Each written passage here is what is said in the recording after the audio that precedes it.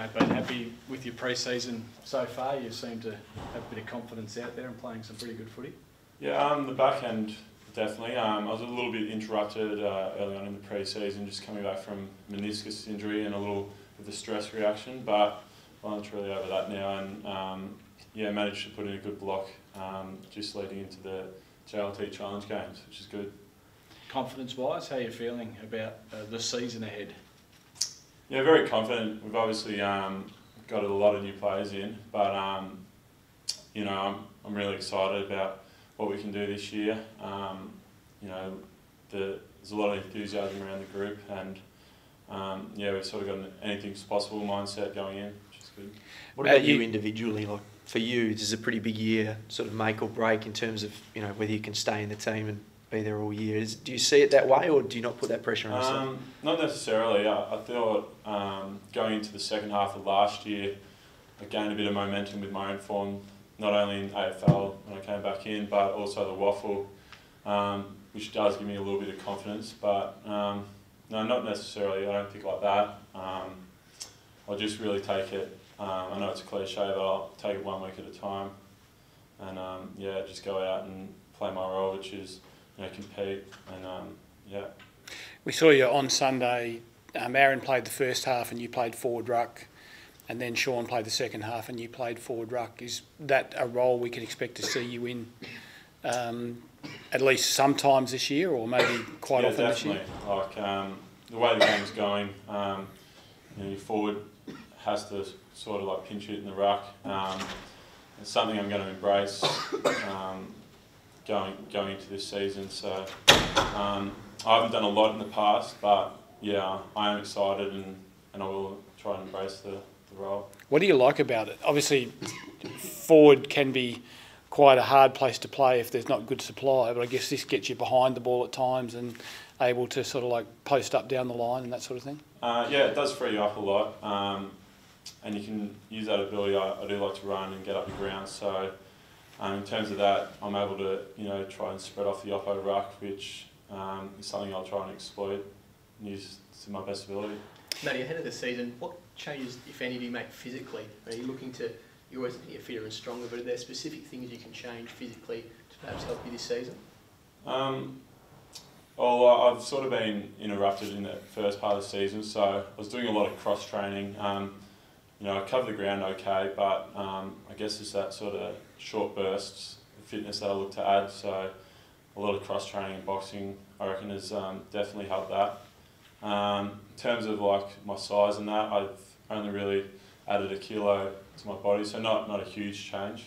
Is that, you know, for a reason you need to keep that mobility, or do you not need to, I guess, improve and be stronger to play a key forward role?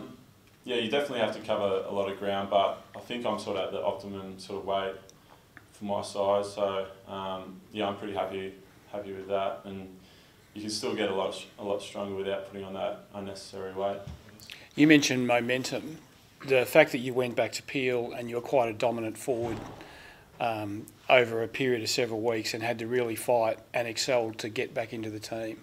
How much, or what did that do for your mental state in terms of, you know, being able to dominate a game like you did at times? Yeah, well, going back to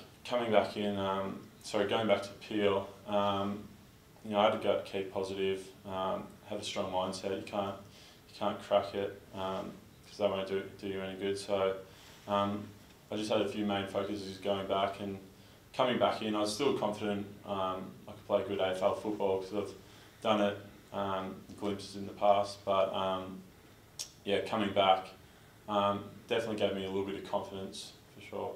Was one of the focuses, like I'm sort of like working off memory here, but was one of the focuses just being a little bit clean? From memory, you got your hands on a lot of balls and sort of grasped them just before you got drops. So it was a case of being cleaner. And yeah, for sure. Yeah, it's sort of never been a big strength of mine, like my ball use. So I went back, and it's still a work in progress. I'm never going to be the greatest kick, but as long as I can sort of do my part and yeah, hit the open kick. So I did do a bit of work on that to the second part of the year, and it's been okay so far this pre-season, which is good.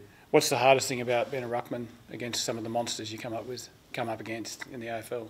I haven't done a lot of it in the past, so developing that just general ruck craft, and I am giving a little bit of size. It's okay when you're coming against the pinch hitter and the oppo forward, but you're fighting uphill battle, sort of playing against the bigger ruckman, but they don't really expect me to win. It's just compete and halve the contest if possible.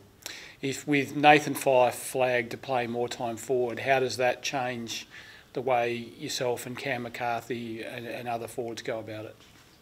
It won't change a whole lot. 'Cause David Mundy is up there a lot, and he's a very similar player with his strengths in the air. But having Fyfe up there definitely takes the load off the tools. If we need a push to get down the line, we've always got Nathan in that option, which is gives us a bit of flexibility there. So. Do you set yourself a target before the start of the year, Matt? Like, do you think I should kick 30, 35 goals this year or anything like that? No, I haven't really in the past. They're more specific to my role in terms of compete, marking, not so much statistics or a specific number of goals or marks. But I know if I can get to as many contests, play as many games as possible, it'll give me the best chance. You seem to dominate the waffle, and then the rise up to AFL. You said you've had some really good games, and then had some games where you haven't been able. What is the major difference, and what are you trying to work on to get the consistency of playing a similar game to what you do in the waffle, or your better games in the AFL? It's obviously a lot faster when you come up against bigger defenders, but yeah, it is hard to adjust initially. But yeah, I've had 50 odd games now in AFL, so I think I'm poised and had enough experience and know what needs to be done to get a performance. That's what the experts say, isn't it? That the key position players take some time to develop, and they have a couple of years as opposed to maybe a midfielder. Is that how you feel, that maybe it's about your time? It does take, definitely agree. It does take a few years if you come in with a pretty light frame like I did 6 years ago, but. Now I've got to a point where I feel strong and capable, to take marks and perform well. So. What did you weigh when you arrived? Probably about 88. And probably put on roughly 10 or so kilos. Is it, as much as anything for you, is it just about narrowing the gap between your best and your worst at AFL level? Is that? Yeah, for sure. Yeah, getting that level of consistency. In AFL, you can't have those performances. Even your bad games, you still need to contribute in some way. So it is about closing that gap and being consistent.